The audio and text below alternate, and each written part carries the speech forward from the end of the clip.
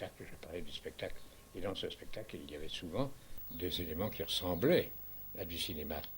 C'était quand même des appareils qui enregistraient les choses et on procédait à des montages et à des jeux de droite et de courbe qui étaient tout à fait dans le style du cinéma. Ça ne m'a pas semblé étranger du tout. Et le fait que les articles deviennent presque quotidiens, ça ne vous a pas un peu... Ça m'a embarrassé au point de vue matériel parce que je n'avais pas le temps. Parce que oui, même à cette époque-là où vous donniez un article quotidien, vous continuiez à mener une activité Ah oui. professionnelle. J'ai vécu avec des petites entreprises industrielles ou commerciales euh, que ma femme et moi nous occupions. Et alors il fallait bien que j'y passe du temps parce que j'avais des clients à voir dans le pays. Je devais aussi faire des voyages à l'étranger pour ces affaires. Et alors du coup, mon activité cinématographique était menacée tout le temps, tout le temps. Mais c'était celle qui m'apportait le plus. Alors j'y suis allé comme je suis allé à la plupart des festivals étrangers qui sont tenus alors. Et je connaissais beaucoup d'amis, surtout en France naturellement, mais aussi bien aux États-Unis qu'en Angleterre ou en Italie. Et c'était un plaisir naturellement que d'avoir avec eux des relations suivies. Mais j'étais vraiment bridé par le manque de temps, car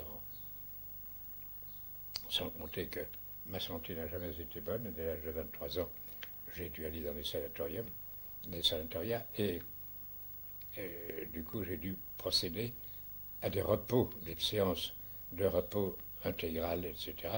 Et ce n'était pas dans le sens de l'activité qu'il fallait déployer. Ce qui fait que ça m'a préoccupé beaucoup, quelquefois même ennuyé beaucoup, ennuyé, embarrassé. Mais dans l'ensemble, c'était tonique. C'est quelque chose d'agréable.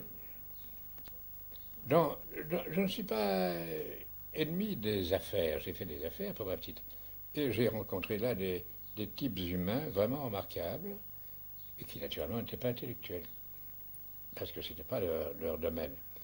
Et dans le cinéma aussi. Ce qui fait que le monde dans lequel je vivais était un monde très vivant et pas du tout sot ni inepte comme on pourrait le penser.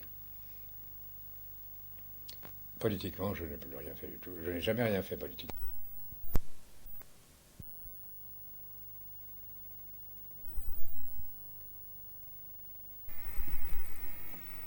Il y avait une émission, est-ce que vous voyez du côté de chez Fred, quelquefois? Parfois, oui.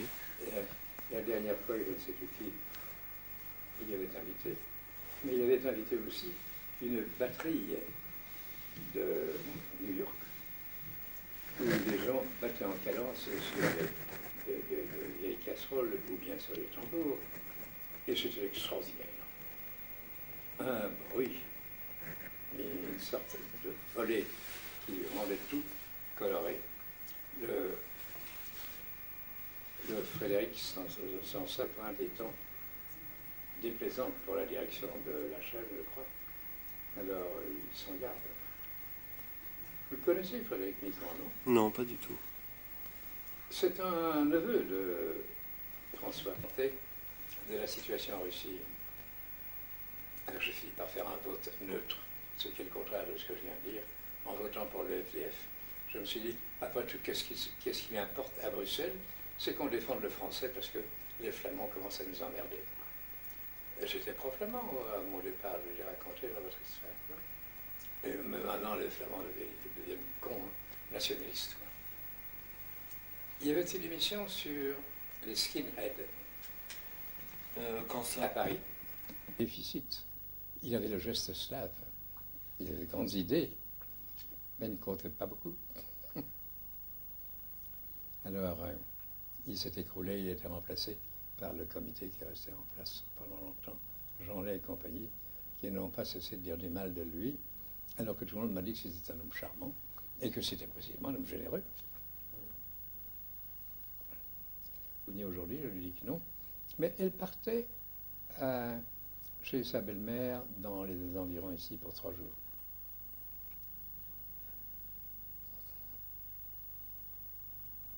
Alors moi, aujourd'hui, j'aimerais vous poser quelques questions d'ensemble, en fait. Oui. Sur l'ensemble de votre vie. Il y a une chose qui m'a préoccupé quand j'ai relu toutes ces choses-là, c'est que vous avez déployé une activité phénoménale dans tout votre passage à Paris. Enfin, avant les années 30, vous alliez au cinéma ou au théâtre ou aux expositions presque tous les jours. Après, vous écriviez vos articles toujours parallèlement à une vie professionnelle et parallèlement au club de l'écran, à l'écran du séminaire et aux choses qu'on suit. J'aimerais savoir comment vous avez fait, c'est une question peut-être un peu indiscrète, pour concilier ça avec une vie personnelle, parce que je sais que vous êtes marié assez tôt, enfin c'est des choses qui sont apparues dans nos entretiens. Et comment est-ce que ça a pu se produire? Parce que est-ce que ça vous laissait du temps? Est-ce qu'au niveau personnel, vous avez pu avoir une vie propre, ou alors est-ce qu'elle a été complètement mangée par le reste? J'ai naturellement l'impression, rétrospectivement, que ce que j'ai fait était tout à fait insuffisant. Et j'avais la sensation aussi chaque journée que je n'allais pas occuper cette journée comme il eût fallu. Il n'empêche que, comme vous le dites, je me livrais à beaucoup d'activités, mais elles étaient impérieuses, elles m'étaient commandées par la nécessité du moment. S'il s'agissait du club de l'écran, il s'agissait d'une séance à monter, d'une réunion à faire avant, une réunion qui durait 1 heure et demie, 2 heures, et ainsi de suite.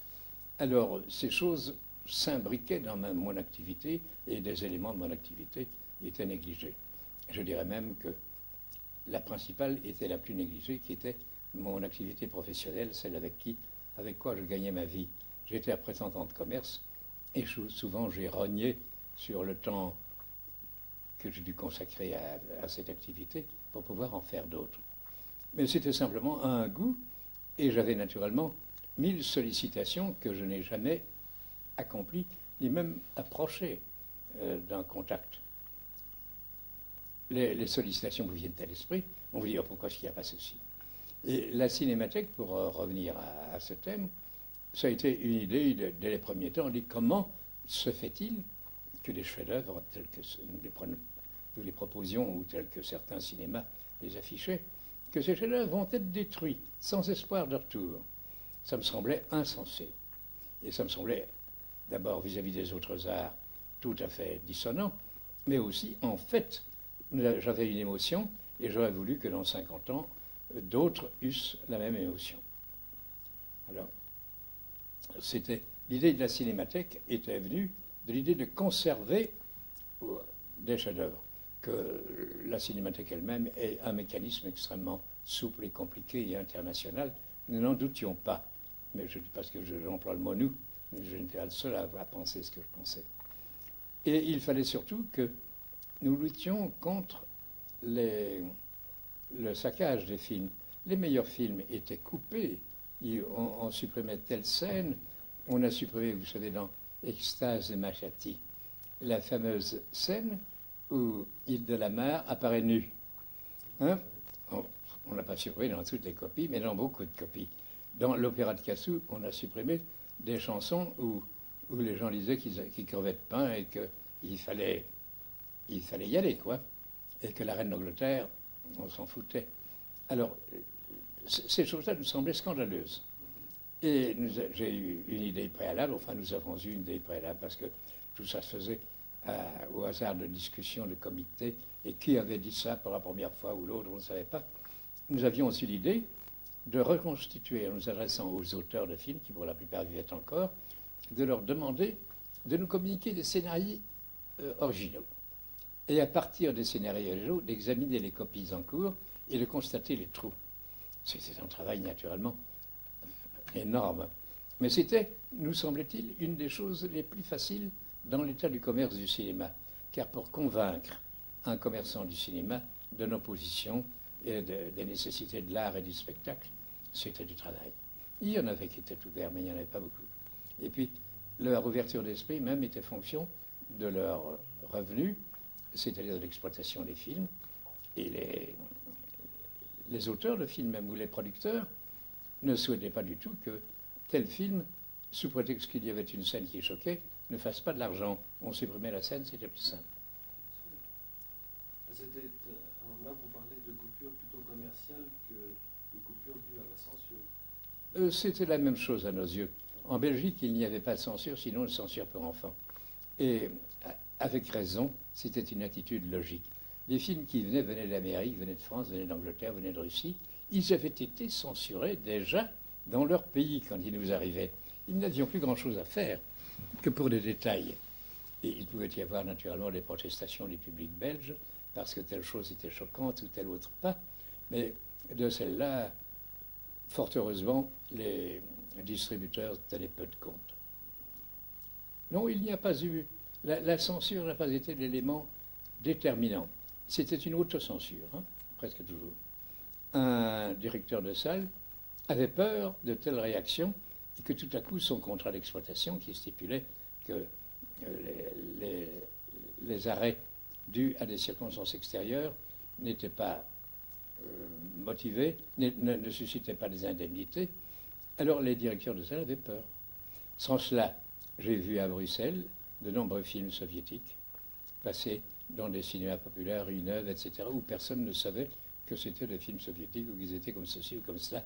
Il fallait vraiment gratter les programmes pour trouver que c'était des fonds de tiroir, ces films soviétiques, ou bien les films allemands, par exemple. Toute la production allemande de l'époque 1920, qui a été souvent marquée par le côté social, le côté revendicatif et le côté révolutionnaire, ne passait que dans des cinémas de sixième ordre, parce qu'il y avait un contenu feuilletonesque qui justifiait la projection. Presque toujours, c'était la prostitution, ou le fait que la prostitution a fait fortune. On peut dire que c'est l'élément de base du cinéma et du cinéma encore maintenant. Alors, en définitive, vous pensez quand même ne pas avoir eu assez de temps à consacrer à toutes ces activités extérieures? Oh, bien sûr, car écrire un article, on me le demandait, alors j'étais obligé de le faire. Mais le faire spontanément, je n'en avais pas le loisir, et je n'en avais peut-être pas non plus l'impérieuse nécessité intérieure. Alors j'ai fait des articles un peu au hasard des commandes. Quand j'étais engagé au soir, je n'ai pas été engagé. On m'a prié de donner un article tous les 15 jours, puis un article toutes les semaines, puis un article, 2 articles chaque semaine, et ainsi de suite. Et j'ai fini par en faire beaucoup. Mais le sujet m'était laissé librement. Seulement, il n'y avait pas... Je ne pouvais pas parler directement d'un film parce que j'avais des collègues autour de moi dans le soir qui avaient mission de parler de tel ou tel film qui passait. Alors je ne pouvais en quelque sorte en parler que par accro, les associer à un courant, dire c'est le film, le néo-réaliste, et qu'est-ce que c'est que le néo-réalisme, etc. C'était embêtant parce que je n'avais pas ainsi un angle d'attaque qui fût très concret. Enfin, je m'en suis tiré d'affaire et je suis très heureux de cette activité que j'ai eue parce qu'elle a été pour moi une discipline, et une discipline importante. Alors maintenant vous en parlez, j'aimerais que vous me disiez maintenant en quelques mots quel regard justement vous portez.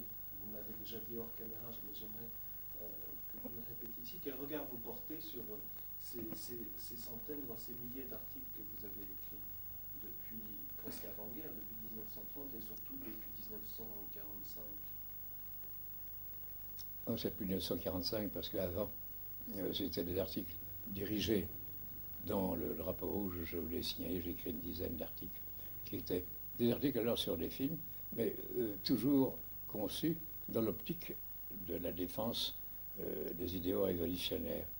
Dans Combat, qui était la revue où j'ai écrit le plus, c'est une revue qui a duré 3 ans, eh bien, chaque semaine, j'ai parlé des éléments plutôt en fonction de leur position sociale. C'est-à-dire que j'ai consacré, je ne sais pas, à Charlot, ou bien à René Clair, ou à des films espagnols, ou des films italiens, ou des films français, un regard qui était le regard d'un militant, encore que je ne milita dans rien, dans aucune organisation, quelle qu'elle soit. Après la guerre, j'étais libre au soir de faire ce qui me plaisait. Et là, c'était le cinéma d'avant-garde, le cinéma de qualité, le cinéma de recherche qui me faisait plaisir. Et ce cinéma-là est resté tout de même dans ma mémoire maintenant, comme signifiant les grands points d'appui. Sinon, il n'y avait pas une ligne de conduite bien définie. Ma ligne de conduite, c'était la qualité, mais c'est une ligne de conduite banale. Mais vous parliez là tout à l'heure, vous évoquiez le fait justement que vous ne pouviez pas faire d'articles sur des films qui venaient de sortir. Vous faisiez des articles rétrospectifs à ce moment-là? Parce que même après-guerre, vous avez parlé de l'expressionnisme allemand de 1920, ou c'était quand même, vous parliez des films... Non, je parlais des films de 1920.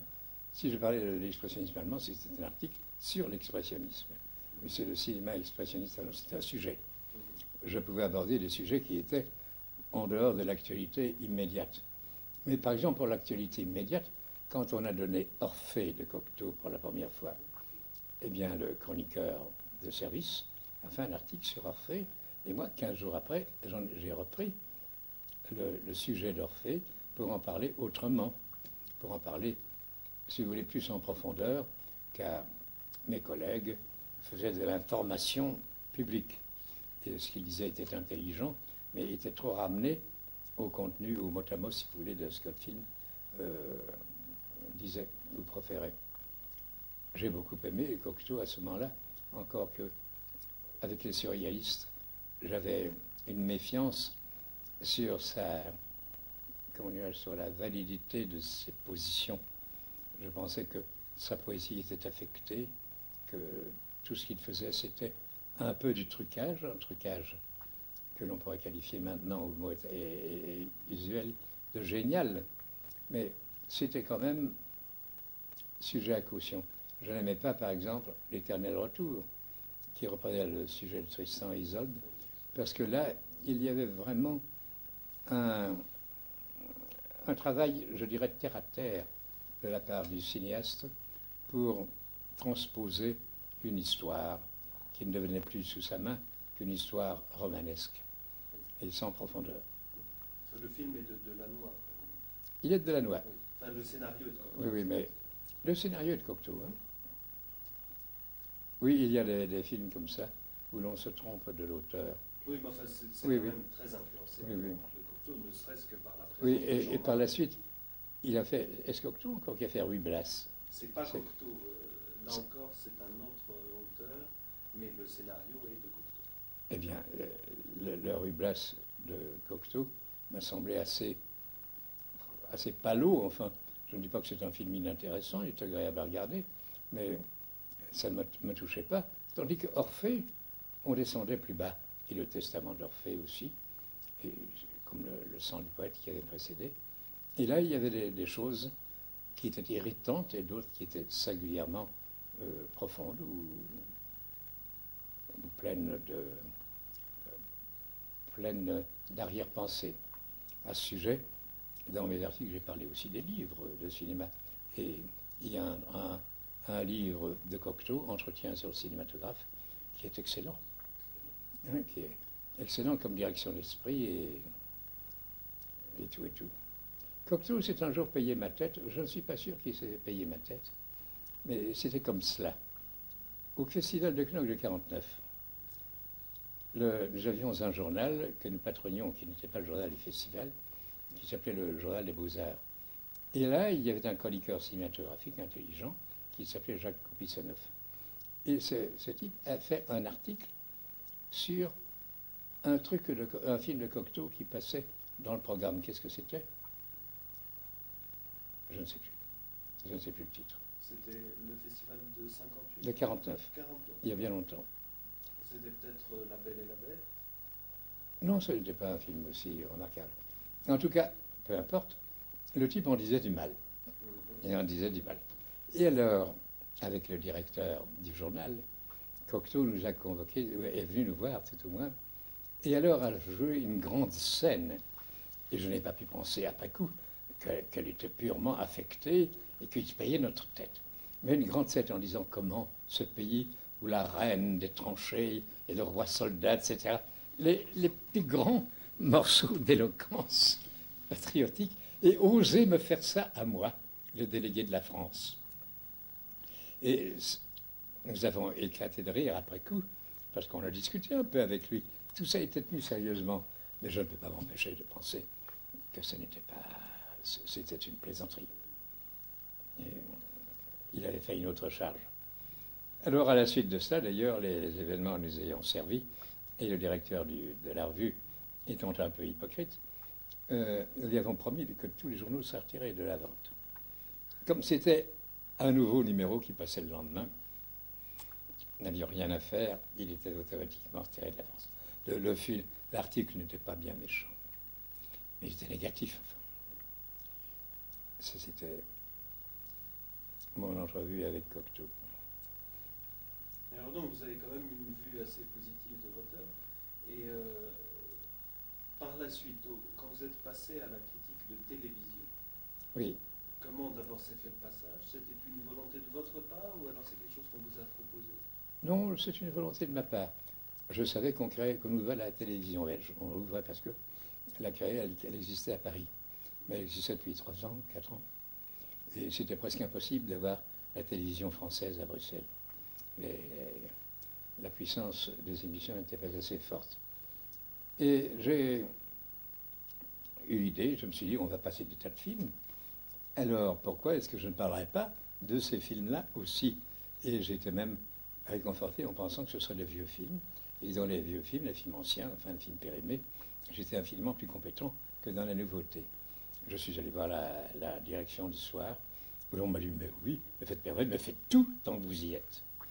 Et c'est de là que mon engagement a commencé. Je n'ai jamais été engagé par le soir, mais on m'a toujours prié d'assurer une sorte de chronique, quoi. Et c'est ainsi que, de fil en aiguille, en écrivant d'abord de très courts articles, et puis de plus longs, et puis en choisissant les thèmes, etc., j'ai fini par faire une critique de télévision assez encombrante, car ça se situe par des milliers d'articles. Et mon jugement, c'était simplement la qualité, comme celle du cinéma. Je ne vois pas de différence entre le cinéma et la télévision. Maintenant, on m'assure qu'il y a une grande différence de fond et de forme. Je n'en suis pas sûr encore. Quand je regarde mon petit écran, je vois un film qui est du cinéma ou qui est de la télévision. Ce n'est quelquefois qu'après que je me rends compte qu'il est seulement fait pour la télévision. C'est-à-dire qu'il n'est pas sur pellicule convenable. Mais à part ça, je trouve que les techniques sont très voisines. Elles ne sont pas les mêmes. Vous pensez qu'on s'exprime de la même façon dans un écran qui fait 30 cm de long et quand on s'adresse à un public qui n'est pas aussi attentif, c'est-à-dire qui est plutôt de passage, oui, oui. Qui peut être en train de faire autre chose, que quand on s'adresse à un public qui vient voir un spectacle. Oui, oui. Vous pensez que c'est le même langage? Mais je veux dire que c'est pas le même effet. Je trouve, je l'ai dit, c'est un lieu commun, hein, que les films à grand spectacle perdent beaucoup à passer au petit écran. Ça va de soi. Même un western, ce n'est pas la même chose si on le voit dans une salle ou bien si on le voit au petit écran. Il me semble qu'il a une perte qui doit être de 30% ou quelque chose comme ça. Mais les qualités de projection se sont améliorées. En plus de ça, je trouve que le gros plan, qui à la télévision est un peu, comment dirais-je, manque de préparation, est quelquefois ridicule. Au départ, j'étais très hostile à la musique à la télévision, où l'on voyait des chanteurs qui s'égosillaient en ouvrant une bouche énorme. Ils étaient simplement ridicules, et alors on n'écoutait plus la musique. Je parle de la musique classique, naturellement, la musique qui n'était pas populaire au sens facile du terme. C'était les points qui me semblaient différents. Il me semblait qu'il y avait des sujets, des formes de récits qui ne convenaient pas à la télévision. Et inversement, probablement, y a-t-il des formes de télévision qui ne conviennent pas au cinéma? Je pense à certains entretiens ou à certains interviews que l'on fait et que l'on accepte à la télévision avec grand plaisir et qui au cinéma seraient ennuyeux ou encombrants. Je ne sais pas. De ce côté-là, il y a une frontière qui est très vacillante. Alors ces articles, vous les avez continués jusqu'à très récemment, je crois. Je n'ai cessé qu'il y a à peu près 7 ou 8 mois, quand un accident m'a emmené à l'hôpital. Je me suis cassé la jambe, j'ai eu d'autres complications. Et à partir de là, j'ai d'abord cessé d'aller au cinéma et cessé de voir la télévision. Et puis en plus de ça, j'avais une extraordinaire lassitude. Et en plus de cela aussi, j'avais un bras cassé et je ne pouvais plus écrire à la main et je ne suis pas dactylographe. Alors ce sont ces phénomènes purement accidentelles qui m'ont empêché d'écrire. Sans ça, le journal n'a cessé de rester en contact avec moi, avec la plus grande élégance. Et même maintenant, il n'est pas dit que la semaine prochaine, je ne recommencerai pas.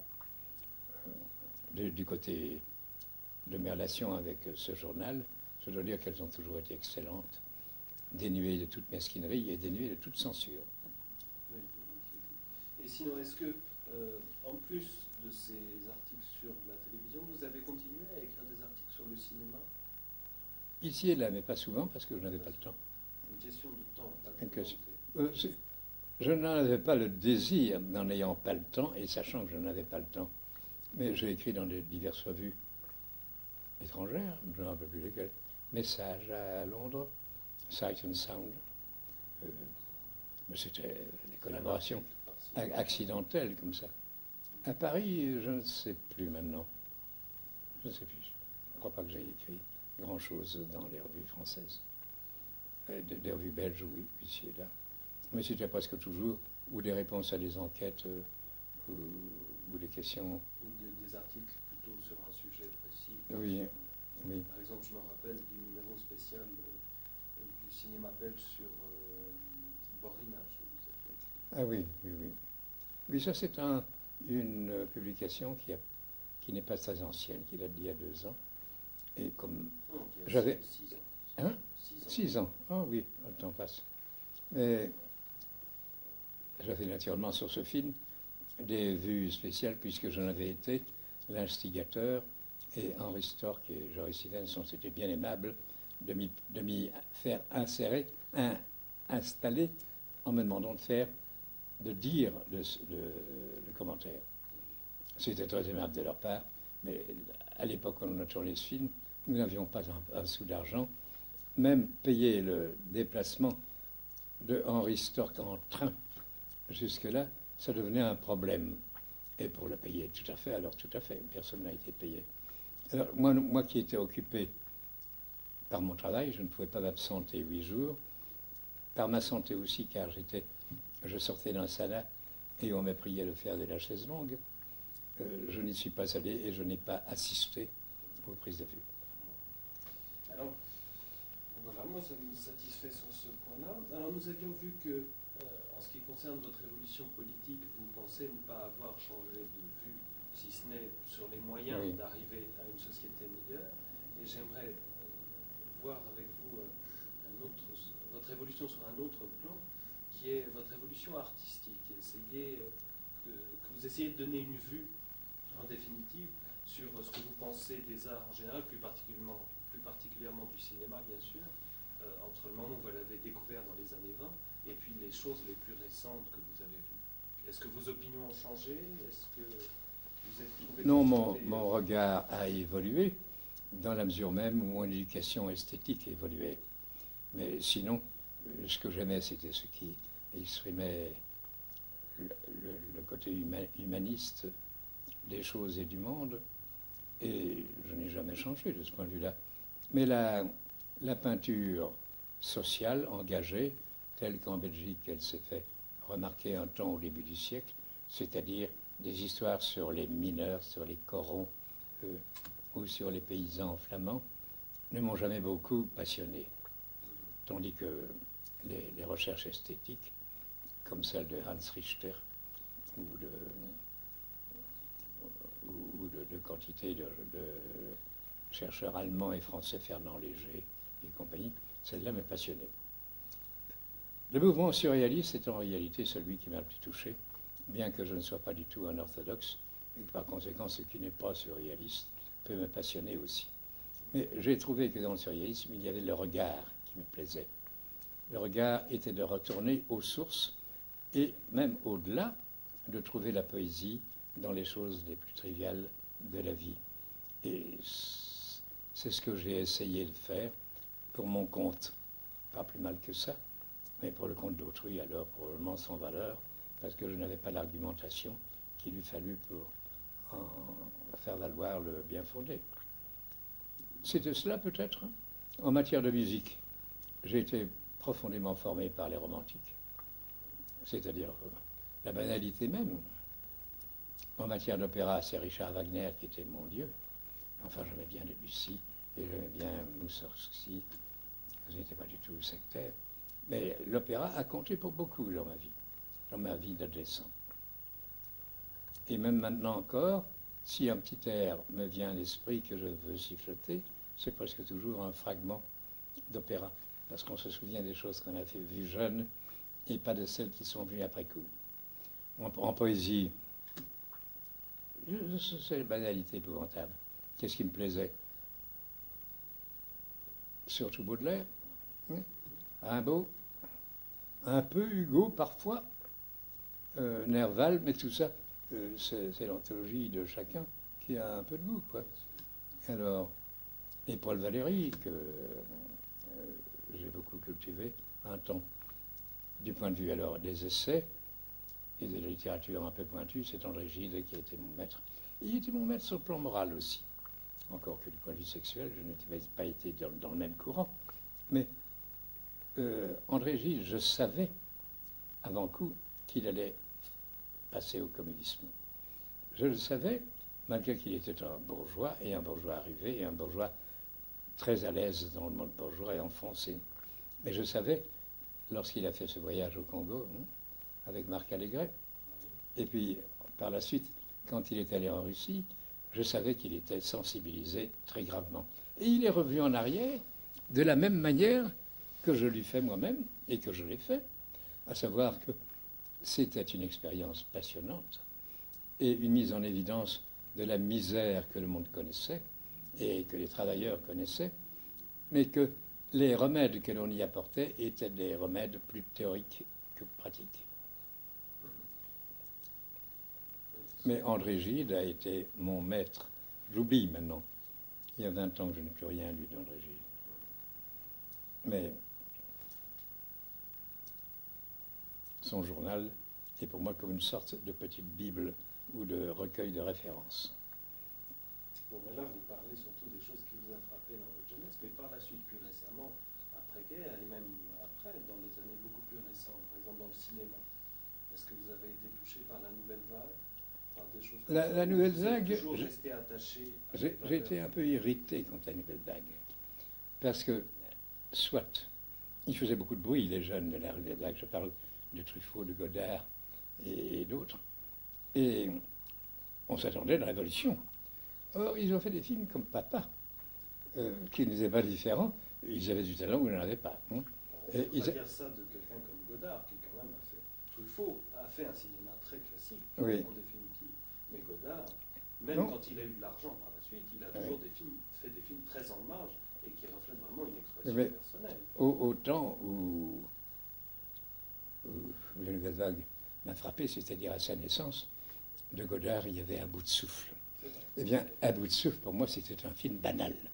Il avait beau avoir des particularités extraordinaires.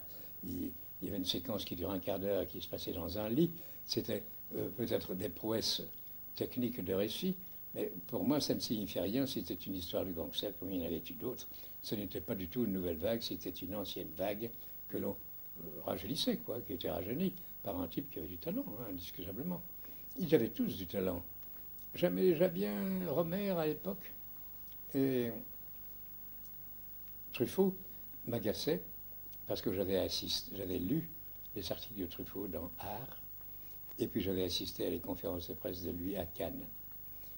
Et c'était un type de tellement mauvaise foi, tellement méchant, tellement gratuitement méchant, et tellement faux que je n'ai pas pu accepter ces films, d'autant que ces films, tels que je les vois maintenant, sont les films charmants, avec une teinture un peu féminine, même tellement ils sont doux, ils sont agréables. C'est un type qui parle très bien de l'amour, et de l'amour le plus tendre et le plus accentué aussi. Vraiment, c'est un homme que je devrais bien aimer. Mais ce départ m'a gâché en quelque sorte la vue de ce film. Et puis à cette époque, il y avait d'autres auteurs. En France, peut-être que c'était toujours les vieux qui tenaient le coup, mais Renoir n'était pas mort, mais Carnet n'était pas mort, mais Duvivier non plus, ni Autant Lara, ni René Clair. Oui, il tournait quand même très peu dans les années 60. René Clair a tourné ici. René Clair a tourné... La beauté du diable, je ne sais pas. Mais Renoir a très peu tourné, Carnet a complètement été tourné dans les années 60. Je ne sais pas. Carnet a un petit séjour aux États-Unis, comme de chambre à Manhattan, quelque chose comme ça, que j'ai trouvé quelconque. Mais Duvivier, lui, c'était naturellement un fabricant des viviers. On le mettait au service de n'importe quoi, de n'importe qui, et il le faisait généralement remarquablement. Grémillon, il a fait quoi? Patte blanche, c'est son dernier film, et après ce sont des films, des courts-métrages où il tâchait de combler ses années de chômage, comme Le charme de l'existence et des choses comme ça, qui sont des films très savoureux. Mais ce qui était éclatant dans toutes ces années, c'était l'Italie. Hein. D'abord, le néo-réalisme, c'est-à-dire Rossellini, et puis De Sica, et surtout Fellini qui commençait à se manifester et qui est devenu l'espèce d'empereur qui a, jusqu'il y a 15 ans, vraiment, comment dirais-je, pesé sur toute l'histoire du cinéma, pesé de la manière la plus grandiose. Oh, même jusqu'à plus tard. Oui. Je ne sais pas, je n'ai pas vu son dernier film, mais même jusqu'à des films comme Intervista ou des choses comme ça, Oui. il est resté Oui, un des piliers majeurs. c'est un type qui est doué, un type qui a l'élan. Comme en musique, vous savez, il y a Beethoven, et il y a des gens dont on sait que n'importe quelle mesure sera marquée d'une originelle inspiration. J'aimais beaucoup en ce temps-là Bergman aussi. Bergman, c'est par son écriture que me séduisaient les sujets qu'il traitait, l'originalité des angles d'attaque. Bergman est pour moi une des dates les plus importantes dans mon petit florilège. Mais vous voyez, ce que je dis là est d'une banalité épouvantable, tout le monde l'a dit. Bergman, Fellini, ce sont les deux géants. Oui, Il y avait Orson Welles qui était doué pour être un des très grands et qui ne l'a pas été à la mesure de ses facilités et de ses talents. Mais c'était cela auquel finalement on se référait quand on avait quelque a priori à lancer à la tête de quelqu'un. C'était cela. Et maintenant, quand on vient encore dans le cinéma plus récent, qu'est-ce que vous pensez de la période, par exemple, des années 80? Je ne les vois pas avec une grande netteté, c'est-à-dire que j'aurais du mal à en dégager une couleur précise. Et il faudrait que je revoie les titres des films, car les années 80, pour moi, les années 70, se confondent avec les années 80, et je ne vois pas la différence. Il paraît qu'il y en a une nette. Moi, je ne la vois pas nettement. Je trouve que le cinéma est resté plus intéressant dans le détail qu'autrefois. On voit rarement les immenses navets que l'on créait vers 1950 ou avant la guerre. On les voit mal. On voit le film médiocre, on voit les films méchants, mais le niveau est meilleur. On dirait que c'est le public qui a évolué et qui a contraint les producteurs à accepter des récits plus difficiles. Vous pensez donc qu'on va vers une évolution dans la qualité? Ah, sûrement. Je crois même qu'elle est maintenant atteinte ou dépassée, parce qu'il y a déjà des films où la qualité est telle qu'on pense qu'un bon film qui manierait une sorte de... Le mot prosodie me vient à l'esprit, mais ce n'est pas le mot qu'il faut. De prosaïsme, ce serait mieux. Je préférerais un film où l'on montre des acteurs comme le fait Buñuel, qui jouent tout simplement avec un encadrage bien fixe à tous les effets de plume, les effets que fait ce Polonais français Zaloueko. Hein? Zulawski. Tout ça m'agace. Ah oui, chez donc Zulawski. pourquoi dites-vous que vous pensez que la qualité s'améliore? Ah, la qualité ne s'améliore pas parce qu'il y a Zulawski, mais il y a Buñuel qui n'est pas si mort que ça. Hein. Buñuel, c'est pas si... Buñuel a tourné des films jusqu'à il y a 10 ans. Ben oui. Alors... Mais c'est quand même un cas à part. Par exemple, dans les films que vous voyez à la télévision, est-ce que vous voyez vraiment, à part des gens comme Wim Wenders, je ne sais pas si vous avez vu... Wim Wenders, oui. C'est un auteur que je ne connais pas bien. J'ai vu ce film. Mais je ne le connais pas bien et je ne l'ai pas vu comme j'étais incapable d'aller au cinéma pendant 10 ans maintenant presque, je ne les ai pas vus chronologiquement. Et je n'ai pas vu ainsi les étapes qu'il pouvait. Sinon, bien sûr que j'ai beaucoup aimé un film de Wim-Wenders. Il s'agissait d'une petite fille qui revenait en Allemagne. Alice dans les villes. Alice dans les villes, oui. Et puis j'aimais son dernier dont on a fait grand foin. Les amis. Oui. Alors en Amérique. Mais c'est un foisonnement d'auteurs. Et il me semble que le cinéma actuel reflète beaucoup plus les tendances de la société actuelle qu'autrefois. Ou autrefois, l'influence du théâtre conventionnel pesait lourdement. Vous pensez que le cinéma est maintenant plus connecté sur la vie quotidienne? Oui. Sans volonté, hein, simplement parce que il y a et des auteurs et un public qui s'y intéresse davantage. Des gens comme Sacha Guitry autrefois faisaient peut-être des comédies qui correspondaient aux mœurs bourgeoises, mais j'ai toujours trouvé ça finalement très médiocre malgré les étincelles qui s'y manifestaient. Donc vous avez un regard plutôt optimiste sur le cinéma Oui. actuel. Oui, j'ai une vue optimiste sur toutes les choses de la vie courante actuelle. Je crois que nous pouvons arrêter là. Bon, on va arrêter là, bon. À moins que vous ayez quelque chose à ajouter de précis. Vous voulez-vous un whisky? Volontiers. Vous voyez, j'ai toujours quelque chose à dire. Servez-vous, hein, parce que je ne sais pas si vous avez remarqué, je suis très paresseux. Ah, mais je vais vous montrer les images de ma bien-aimée dans son plus simple appareil. Ma bien-aimée, il faut bien entendre, hein, qu'elle